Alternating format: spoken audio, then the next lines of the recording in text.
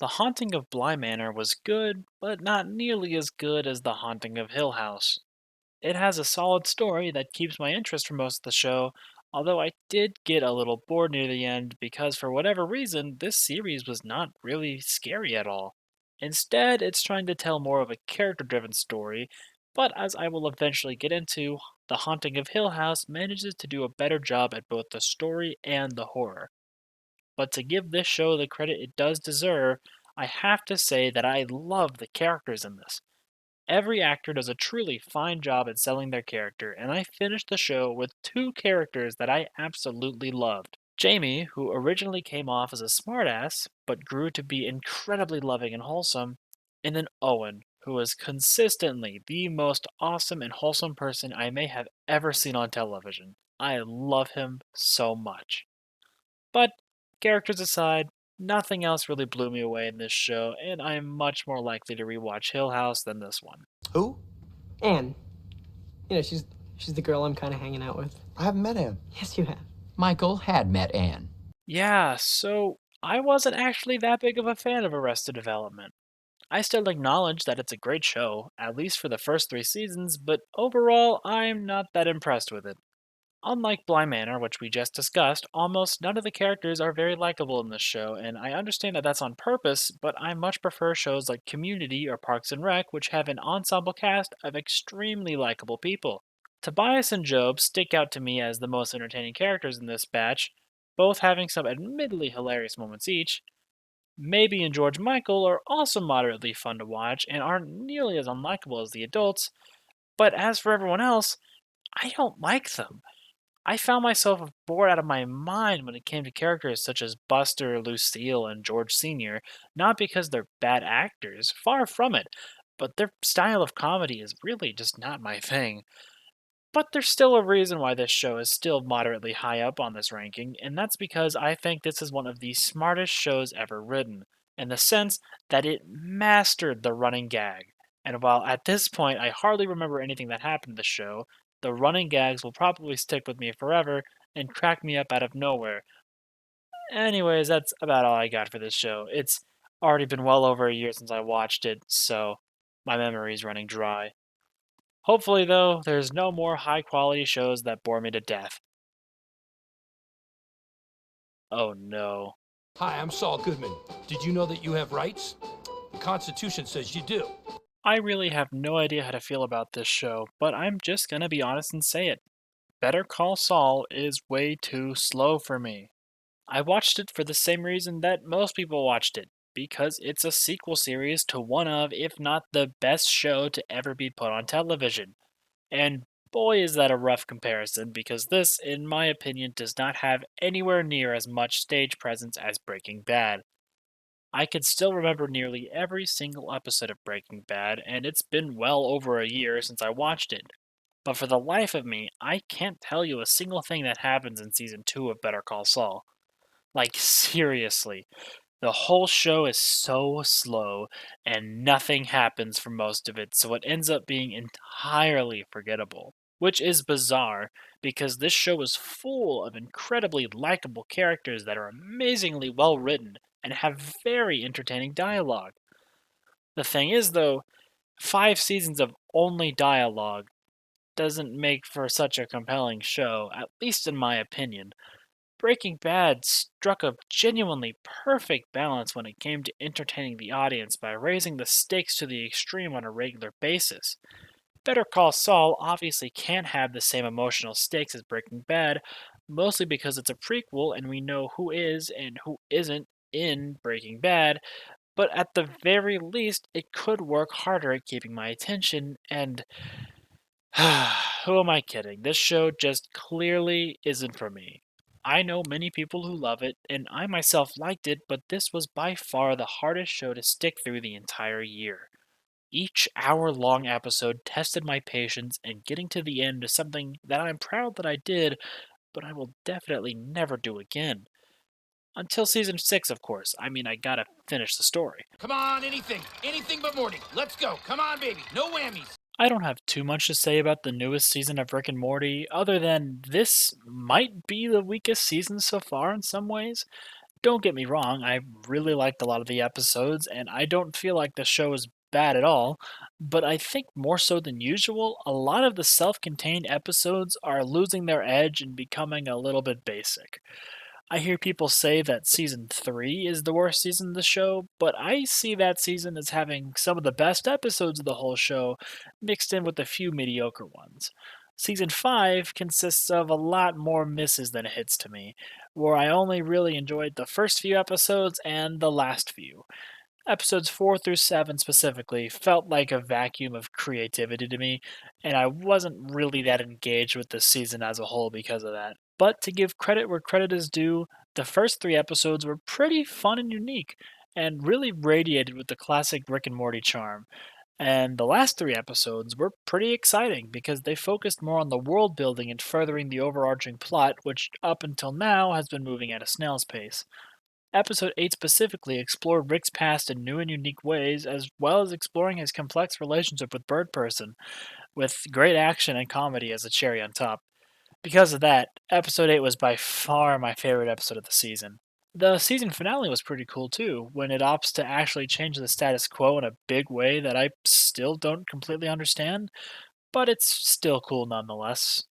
So yeah, I really ended up liking this season. I just wish that a couple more episodes were as good as the others. One of the most iconic parts of 2021 was watching WandaVision with everyone else in the world when it came out weekly, and it was the only Marvel show this year with that level of global interest. Elizabeth Olsen and Paul Bettany really do a great job on this show, and their characters are a lot more interesting in this than any of the movies they were in. My favorite part of the show was definitely the first few episodes where it was mostly a standard sitcom because it was a genuinely entertaining sitcom, as well as a bizarre mystery begging for answers. As the show slowly reverted into a regular superhero show, I was admittedly pretty sad to see the sitcom and overall mystery be slowly put down, but the superhero shenanigans were kind of fun, I guess. The twist of the season, while not super surprising, was really fun and brought a lot of whimsicality to the show. Overall, the story was pretty well done and had me on the edge of my seat the whole time. I'll never forget how much the world responded to the show, with effectively everyone talking about it non-stop after each episode. None of the Marvel shows afterwards, or movies for that matter, not including Spider Man, had such a genuine response from the world. So, in retrospect, it was just really a great time. Disappointing my kids. Is it crazy to say that Hawkeye was the most consistently high quality Marvel show so far? Because honestly, it felt like the most consistently high quality Marvel show so far. I love the characters, I love the action, and there's a very nice Christmas charm to the show that makes me like it even more. And the most surprising thing of all is that the ending wasn't bad. It's not amazing or anything, but unlike the previous shows, it doesn't completely collapse on itself by the end, and that's a win in my book. I don't have too much more to say about this show, given it was a really short watch, but I'm happy they're getting somewhat better at it and not worse. Also, Moon Knight just came out when I started recording this, and I am way more invested in that than I am with any of these other shows. Hopefully it stays good, fingers crossed. For some reason, it didn't quite click in my head that this show was going to be by far the longest one I watched for this challenge, despite knowing that it was 9 seasons long, with the 10th one coming out. But to be fair, each season is its own standalone story, so seeing the show as a bunch of smaller shows is valid. But for sparing time, I will not go into detail on each season and will instead try to focus on the show as a whole. It's good. Every season has its own theme that is really refreshing and unique to itself. This allows the series to tackle all sorts of horror subgenres like ghosts, vampires, Satanism, and the 2016 election. They do a great job of immersing you into each season that once you start watching one, it's quite hard to stop. The show has a great batch of actors that come and go for each season, the two most prominent ones being Sarah Paulson and Evan Peters, who are phenomenal in absolutely every role they're given, especially because their characters range from being the grounded normal type people reacting to the horror to being the evilest, most demonic creatures imaginable. The entire cast does a fantastic job each season selling their characters, that if anything, that's the whole purpose of the show. You never see actors show off their range quite as much as an American Horror Story, and I honestly adore the show for that aspect. When it comes to each season's story, there is a fair number of consistent flaws that the show can't seem to shake off. The most prominent one to me is just the issue with each season's length. Each season starts off pretty strong, with twists and turns that really give the show its flavor, and the novelty of these plots wear off after about 5 or 6 episodes. Every season has about 9 to 13 episodes, and almost without fail, I will get tired of the season by the last few. There's usually a point in each season where the main conflict gets resolved early, and the characters continue on facing newer, yet less interesting conflicts. They struggle through them until the finale, where, I don't know, someone or everyone dies, and that's the end. The finale is usually pretty good, but it does become tedious to get to the end sometimes.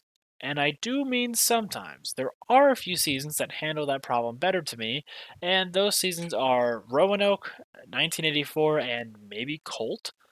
Those seasons are on the shorter side of episodes, anyways, though, so that doesn't come as much of a surprise. After everything was said and done, choosing which seasons were my favorite and least favorite out of the batch turned out to be surprisingly difficult. I think most of them are on the exact same scale of quality. I think I ended up liking Asylum, Coven, Freak Show, Roanoke, and 1984 all pretty equally. Hotel, Cult, and Murder House were also good, but weren't my favorite, and Apocalypse was probably the messiest season of them all, but I don't even dislike it, so not much can be said. Wait, what's happening? Oh god, no. American Horror Story Season 10! I have so much to say about Season 10, and I don't want to spend too much time on it because this video is already so long, but wow, this season was astonishingly bad. I genuinely have no idea what happened to the writers of American Horror Story because this, plus all of American Horror Stories, is just awful. All I have to say is the first 5 episodes were good, some were great even, and the last 5 episodes are the 5 worst episodes of the whole series. God damn. An anxiety inducing battle royale centered around kids' games. What's not to love? There's a great cast of characters, all with unique personalities and flaws, who all get a satisfying arc throughout the season, with the exception of that police officer guy, who I'm really just confused by. I mean, I predicted that the front man was his brother and all, but what exactly did that entire side story lead up to? I mean, there was no satisfying conclusion to that very long storyline, and unless they're planning on a season 2, which I think they are at this point, then that half of the story was pretty disappointing to me. But that aside, the main story is fantastic throughout, with heavy hitting moments, hyper stressful games, and some painfully over the top gore that's the cherry on top. I don't know if I liked the overall ending or not, but no matter how I feel about it, it was not enough to soil the whole experience, so all I can say is that I really enjoyed this show. Alright, I'll be completely honest. Almost everything I just said was ripped verbatim from my review for Squid Game on Letterboxd. Speaking of which, you should go check out my profile on Letterboxd. My plan is to someday rate and review every single movie I have ever seen on there. So if you want to see my opinion on something, go look for it. I watch a movie practically every day, so there's always new reviews and ratings for you to check out. Plus, writing reviews is a lot easier than making a video about it, so if there is a Gavin-sized hole in your heart, then please go check out my Letterboxd profile. I'll leave a link for it in the description. But you should finish watching this video first though, alright? Please. Well, that sucks. Probably keeps you from doing a lot of things, like being present for bloody murders. Only Murders in the Building is a rare breed of shows that is somehow incredibly dark, yet surprisingly charming at the same time. All of that charisma comes down to the main trio, played by Steve Martin, Martin Short, and Selena Gomez, who work off each other so well and are a match made in heaven. The plot relies on them creating a podcast on a murder that took place in the apartment building they live in, and them doing whatever it takes to solve that murder themselves. They have suspects and clues like any good murder mystery, and many good plot twists and reveals to keep you engaged the whole time. I'm not going to spoil this show like I did for some of the others because, unlike those shows, there is a really good chance that you have probably never heard of this one. But I highly recommend this show, especially to people who like the slowly dying murder mystery genre. Tara? Fuck it. That's my boy. The Boys is a delightfully dark and violent show with a surprising amount of heart. This show tackles real world issues and relationships so realistically that it's painfully difficult to watch at times, and I like it that way. It's pretty intense to watch your protagonists survive the evil embodiment of the Justice League when they themselves have next to nothing to protect themselves with. The graphic violence is quite a spectacle in this show, and it's pretty terrifying to see helpless people get brutally murdered. You try to imagine yourself in the shoes of the people on screen, and you fundamentally know that you would be royally fucked. Violence aside, this show does an incredible job with its characters. Going into the show, I thought it was a black and white story where the protagonists were the good guys and the superheroes were the bad ones. And for the most part, that didn't end up being true. Every single character, with the exception of like two completely corrupt people, are pretty human. They might be total dicks and do unforgivable things, but the show somehow allows you to feel for the other characters and understand their inner turmoil. This might be a little spoilery, but let's just take the character A-Train for example. He is the insider of the violence of the show, notoriously killing someone by running into them at superhuman speed. And he also comes off as a total douchebag, barely owning up to his despicable mistakes. Somehow, by the end of the show, I still think all of those things about him, and yet I actually really like the guy. He's not much of a pervert like everyone else, and you do see that he is actually suffering on the inside because of the terrible things he does. He's not a great person by any means, but he is a very well written and very well acted one. The show is packed with very complicated characters like these, and that makes the strong story and the graphic action that much greater. I can't wait for season 3, and you should definitely check this one out if you haven't already. Phew, I got it out on time, thank God. Now, time to not work on part 3 for the next 2 months. See you next time.